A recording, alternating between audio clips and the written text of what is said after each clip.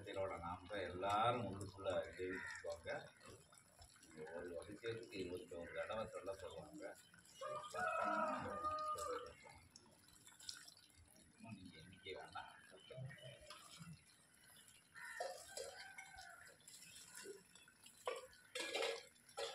அகத்தியர் நாமத்தை சொன்னான்னா 33 தேவர்களோட நாமமும் அதுக்குள்ள அடக்கம். இந்த சபையில் விநாயகர் கூட என் நாமத்தை சொல்ல வேண்டாம், அகத்திய நாமத்தை சொல்லிட்டாரு. வேற எங்கேயும் விநாயகருக்கு நாமத்தை சொல்லலைன்னா கோவப்படுவார், சிவபெருமான் சொல்லலைன்னா கூட கோவப்படுவார். இது கலியுக மாற்றத்துக்கு கொடுக்கப்பட்ட சபைங்கிறதுனால இந்த எந்த சின்ன சின்ன தவறுகள் நாங்கள் பூஜையில் இருந்தால் கூட மன்னிச்சுக்குவாங்க. வர்றவங்களும் உயர்வாக வந்து சின்ன தவறுகள் இருந்தாலும் மன்னிச்சு ஏற்றுக்குவாங்க. இந்த சித்தர்கள் வேறு இடத்துல மாதிரி சித்தர்கள் இங்கே கோபக்காரங்க கிடையாது, ஆனந்தமாக இருப்பாங்க. பிடிக்காத செய்யலை, அலட்சியப்படுத்தலை வைக்கலாம். இங்கே அவங்களோட இன்னொரு மன்னிச்சு பார்ப்பாங்க. முடியலைன்னா அவங்க இன்னொரு ரூபத்தை பார்த்துருவாங்க.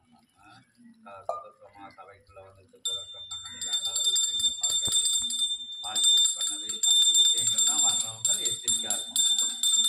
ஜாதி அந்த விஷயங்களில் வர்றவங்க, நான் அப்படிங்கிற விஷயங்களில் வர்றவங்கெல்லாம் இந்த சுதந்திரம் பண்ணிடுவாங்க. அது எந்த மாற்று கருத்தும் கிடையாது. இது சபையில் தொடரவே முடியாது.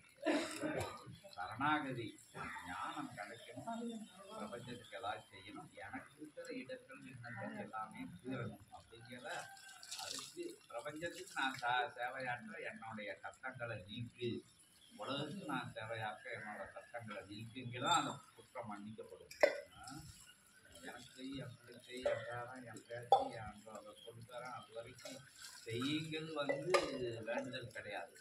உயர்வு படுத்துங்க, உங்களுக்கு பணி செய்தோம், எல்லாரும் என் குடும்பமே பணி செய்தோம் கேட்டால் உடனே எடுப்பாங்க வேணும். அது எந்த மாற்று கருத்தும் கிடையாது. என்ன கொஞ்சம் கொஞ்சம் வேண்டாம், எல்லாரும் கற்று முடியாது அந்த மாதிரி